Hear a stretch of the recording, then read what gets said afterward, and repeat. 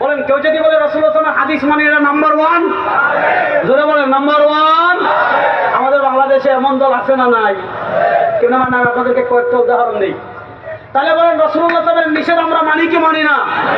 আল্লাহ নবী বলেন এই কাজ করিস না। যদি নবী নিষেধ করেন, সারা দুনিয়ার সবাই যদি করে, সারা দুনিয়ার সব পীররাও যদি করে, নবীর হাদিস যদি নিষেধ করে, সেই কাজ আমরা করব না। ওয়াদা? কারা কারা ওয়াদা? আল্লাহ সবাইকে কবুল করুন। এবার আমি কয়েকটা নবীর কয়েকটা নিষেধ বলি, নিষেধের সাথে আপনাদের চট্টগ্রামের মিলাবেন। এক নম্বর নিষেধ, নবী করিম সাল্লাল্লাহু আলাইহি ওয়াসাল্লাম মৃত্যুর আগে আমাদেরকে ওসিয়ত করে গিয়েছেন। এই মৃত্যুর আগের জিনিস বোঝার আগে আমি আপনাদেরকে সংক্ষিপ্তভাবে একটা আকীদা বলি। আহলুস সুন্নাহ ওয়াল জামাআর আকীদা হলো, আহলুস সুন্নাহ ওয়াল জামাতের আকীদা হলো, আমাদের নবী করিম সাল্লাল্লাহু আলাইহি ওয়াসাল্লাম সহ অন্যান্য যত নবী রাসূলগণ দুনিয়াতে আসছেন, কবরে তাদেরকে দাফন করার পর আল্লাহ তাদের রূহ তাদের শরীরে ফিরিয়ে দিয়েছেন। এজন্য আমাদের আকীদা নবীগণ কবরে জিন্দা।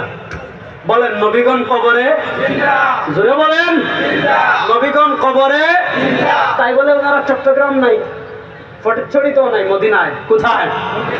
ভালো করে বুঝেন। এই আলোচনায় আমি যাবো না। এই টপিকের উপর ইউটিউবে আমার লেকচার আছে, শুনবেন। হায়াতুল আম্বিয়ার উপর আমার লেকচার আছে, শুনবেন। সেদিকে আমি যাচ্ছি না, কারণ সেদিকে গেলে আলোচনা চলে যাবে আরেক দিকে। শুনেন, নবী করিম সাল্লাল্লাহু আলাইহি ওয়াসাল্লামকে যে জায়গায় দাফন করা হয়েছে সেটাকে আমরা বলি রওজা মদিনা। নবী করিম সাল্লাল্লাহু আলাইহি ওয়াসাল্লামের রওজা। নবী করিম সাল্লাল্লাহু আলাইহি ওয়াসাল্লাম মৃত্যুর আগে তার রওজা সংক্রান্ত কয়েকটা ওসিয়ত আমাদেরকে করে গিয়েছেন। এর ভিতর একটা ওসিয়ত ছিল, সরওয়ারে দু আলম সাল্লাল্লাহু আলাইহি ওয়াসাল্লাম আমাদেরকে ওসিয়ত করে গিয়েছেন। কি ওসিয়ত করে গিয়েছেন? সরওয়ারে দু আলম সাল্লাল্লাহু আলাইহি ওয়াসাল্লাম বলেন, আমার উম্মতেরা শুনো, লা তাজআলু কবরি ওয়াসানা ইউবাদ, ইন্নামা ইশতাদ্দা গাযাবুল্লাহি আলা কওমিন ইত্তাখাযু কুবুর আমবিয়াহিম মাসাজিদ।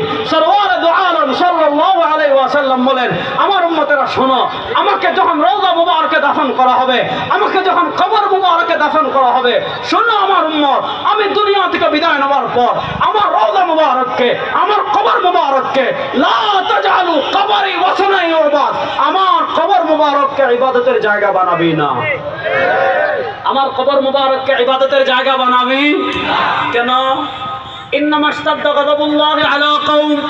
সরওয়ারে দু আলম সাল্লাল্লাহু আলাইহি ওয়াসাল্লাম বলেন, ইন্নামা ইশতাদ্দা গাযাবুল্লাহি আলা কওমিন, ওই সম্প্রদায়ের উপর আল্লাহ রাগান্বিত হন, ওই সম্প্রদায়ের উপর আল্লাহর আযাব পতিত হয়, ওই সম্প্রদায়ের উপর আল্লাহর গজব পতিত হয়, ওই সম্প্রদায়ের উপর আল্লাহর ক্রোধ পতিত হয়। কাদের উপর?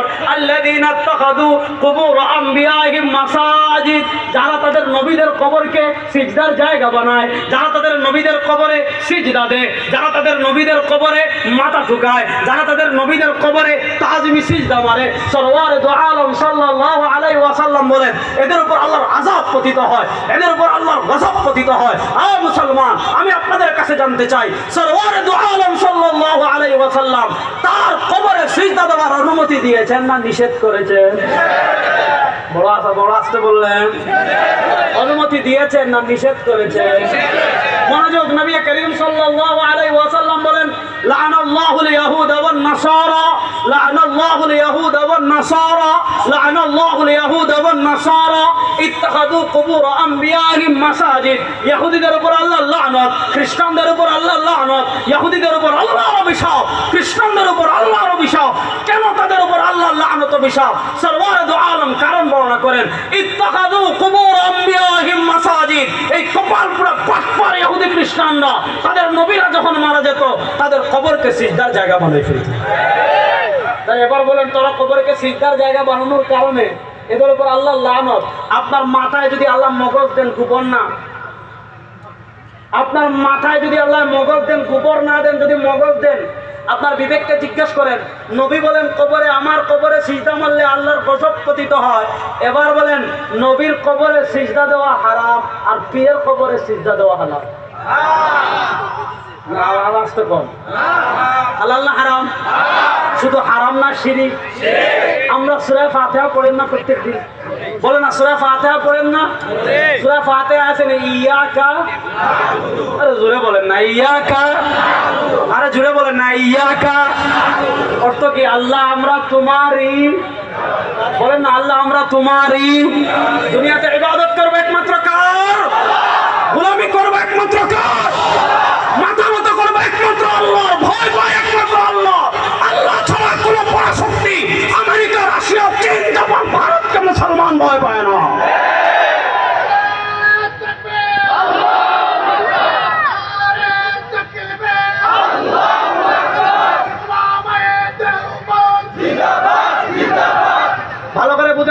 ইবাদত করবে একমাত্র কার?